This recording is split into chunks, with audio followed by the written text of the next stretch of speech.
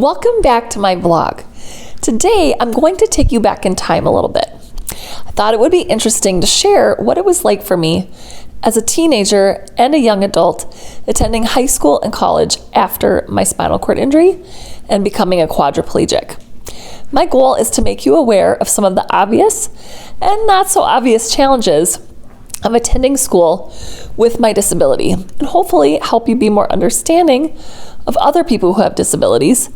Or if you are someone watching this today and you have a disability, I want you to know that it does not have to hold you back from being successful in school and beyond. So if you want to learn more details about these stories, I talk about them in my book, My Last Step Backward, which is available on my website and on Amazon, and soon on Audible. So let's go back. My accident happened in November of my junior year of high school. I was only 16 years old. I spent almost 6 months in the hospital, 5 of which were doing my rehabilitation to adjust to my new life. But I was back going to school by April of my junior year. It was really important to me that I graduate on time with my classmates. But thankfully, I had been a really good student before the accident, so I only needed like 3.5 more credits to graduate. So I did a little bit of tutoring in the hospital, and when I came back to school, I only did 1 block a day with the main goal of just getting acclimated to how school would work with my new disability. My senior year, I attended 2nd, 3rd, and 4th blocks so that I would have time to get ready in the morning and not need to get up at 5 a.m. to be there to school for the first block. By the way, I finished up my core classes and I did achieve my goal of graduating on time. But it wasn't easy.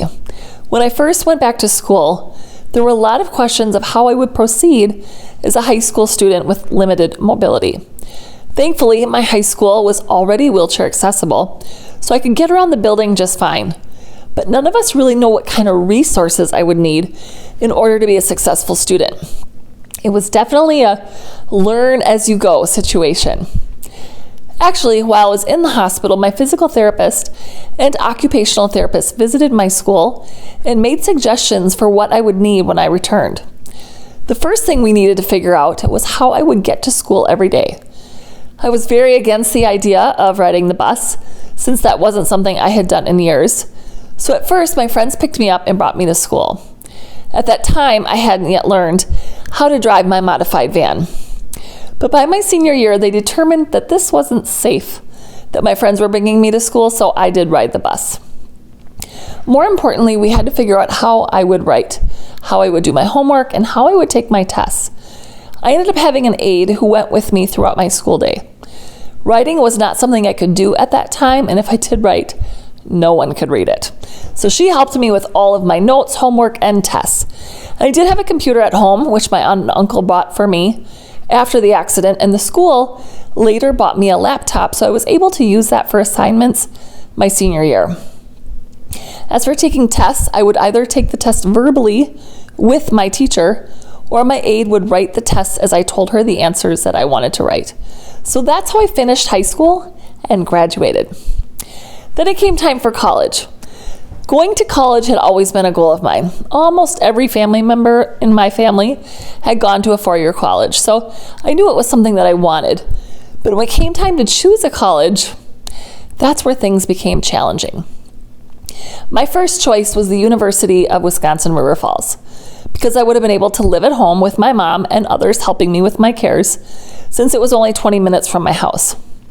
I went to the college tour and I talked to someone afterwards about a lot of accessibility issues that I had noticed during the tour. For example, there was an elevator to a building that was behind 6 closed doors. So I just asked, how will that work for me? And she replied, well, if it's not going to work for you, then you'll have to look somewhere else. Now, as you can imagine, I was very disappointed to discover that UW-River Falls was not willing to accommodate my needs. And of course, I realize now that it's the law and that they had to do this, but I didn't know the laws at that time. Another school I visited was the University of Wisconsin-Stout. And I was hopeful that I would be able to make this school work because they had many students enrolled with physical disabilities and who used wheelchairs. It was kind of known as the wheelchair school because they had a vocational rehab program there. Yet when I visited and tried to picture myself as a student, I could see a lot of roadblocks again. For example, I would have had to live in a regular dorm room that was very small, with hardly enough room to live, let alone even turn my wheelchair around. And I would also have to roll down the co-ed hallway in my shower chair to get to the shared bathroom in order to shower, since there was not a private bathroom available. That was something I did not feel comfortable doing. And the college's response was just, well, we've had many other people make this work, so you can make it work. And I felt very discouraged. At this point, I wondered, is there a school for me? Will I find a college that will be willing to accommodate my needs? But then I visited Winona State. I had never even been to Winona or known where it was. But since my high school psychologist recommended it, I decided to check it out. Thankfully, this university was completely opposite from the two other colleges that I had visited. Winona State was willing to provide whatever accommodations I needed in order to be a successful student and feel comfortable living on campus. They had an apartment on campus that had plenty of space, including its own bathroom, kitchen, living room, and bedroom. And they also provided me with an automatic door opener so I could come and go freely. And they also remodeled the apartment so it would have a roll-in shower for me. These few accommodations were exactly what I needed in order to live on campus like a typical college student. Heading off to college at Winona State, though, was still really scary. It was an hour and a half away from home, and it was only 2 years after my accident. I was still learning how to adjust to my new life and learn how to do things independently. My mom was very concerned about whether I would be able to receive the care I needed, as she had been my main caregiver since my accident. She would also be too far away for me to just pick up the phone and say that I needed her help. But I knew that going to college was going to be a leap of faith and that I needed to do this. And thankfully, Winona State made it clear that I was a valued student, which made it easier for me and my family to send me off to college. However, even though these initial accommodations were made, it's very important to know that I still had to be an advocate for myself as a college student. I learned early on that Winona State was willing to help me with accessibility, but it was up to me to be a successful student. I had the living situation I needed, but I learned that I needed to be the one responsible for all areas of my life. Scheduling caregivers, doing my homework on time, reading my syllabus for every class so I could manage my time, and making sure my professors knew my needs. Now, this came with a lot of error in the beginning, which I think is typical for anyone starting college. This advocating for myself and started with talking to my professors at the beginning of every semester, letting them know what I needed. I needed a note taker, which meant someone taking notes on carbon copy paper so that I could have an immediate copy. I also needed to let them know that I needed to take my tests at the Disability Resource Center, which was a separate building from where my classes were. And whether it was a Scantron or fill in the blanks, someone would write out what I told them to as I took the test. And because I was a music minor, I had to have a music major be the person to help me as I dictated my answers, because since they had to know music in order to know what to write, with my major being communication studies, it ended up being a lot of writing. I had a voice-activated computer or software on my computer, but it was awful. And so I typed all of my assignments and papers one key at a time, including multiple 10 and 20-page papers. And my senior research paper was 40 pages. So it's crazy. But in addition to being a student, I also had to figure out how I was going to have my cares done. I had 2 caregivers come in morning and night, and 1 caregiver twice a day for an hour at lunch and dinner. I had to hire my own caregivers, figure out my own school schedule, and figure out a schedule for my caregivers. It was not easy, but I never wondered if college was worth it. This was something I was determined to do, and I absolutely loved Winona State. The more I went to school, the easier it got, and the more things fell into place. I developed a system for hiring caregivers and sharing my expectations clearly, and thankfully I had some really great students from all different majors, from nursing to business to English, even music, work for me over my years in college. I trained them all and learned how to balance the scheduling. And one of the things I learned is that I couldn't pull all-nighters like some of my friends. I had to finish projects and assignments on time. Sometimes I finished them 2 weeks before they were due. And so, some people called me an overachiever, but the reality is that I just had to balance my time differently because of my caregiving schedule. I remember having a conversation with someone after they saw that I was a student who thought the college lined up all my caregivers and worked out all the details for me. That was not true at all. Yes, the college provided the accessible environment to make it equitable for me to be a student with the modified apartment and, my people in the Disability Resource Center. But I had to do everything else to be successful. It was a big lesson in independence, and this goes for anything in life.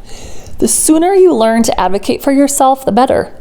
No one knows your needs unless you communicate them. Everyone has to learn how to advocate for themselves. And this means speak up for yourself and letting people know what you need. We've come a long ways in our world, but it's important to remember that we still have to advocate for ourselves. For me, college is where I learned the importance of having the confidence to ask for what I needed in order to be successful. People are so willing to be helpful if they know what you need. And this is true for anyone. We all have limitations, so we need to advocate for ourselves. Another thing I had to adjust to when I got to college was making friends. I roomed with my friend Brooke from high school, so we did a lot of things with our neighbors, Forrest and Brian, but I didn't really go anywhere at first since it was so freezing cold. And of course, as time went on, no one was knocking on my door asking to be my friend. So in time, I realized that I needed to put myself out there and get involved in things on campus to start meeting people and making lifelong friends. And this is great advice for anybody going off to college or going out on their own. Reach out to people, especially people who have different backgrounds, ethnicities, and abilities as you. Expand your horizons and your life will be so much richer. This time of change is scary for everybody. Everyone is uncomfortable when it comes to new environments and making new friends. So just step out, get involved, and you'll be amazed at the people you meet and the friendships that you develop. That was my experience. In the end, I loved college so much that I went on and got my second bachelor's degree. Both of my degrees were so worth it. I don't know where I would be if I hadn't stepped out on my own and gone to college, doing what I needed to do to be a successful student. I'm so glad that I did not let fear hold me back, because so many of my other accomplishments stemmed from the confidence that I built while I was going to school. And I don't think I would be where I am today if I hadn't gone to Winona State. I learned so much about life and how to be successful in many different situations. So if you're considering going to college, I just want to remind you, you can do this. I know college isn't for everyone, and over the years, I've seen many people be successful through technical schools or just going straight into their careers.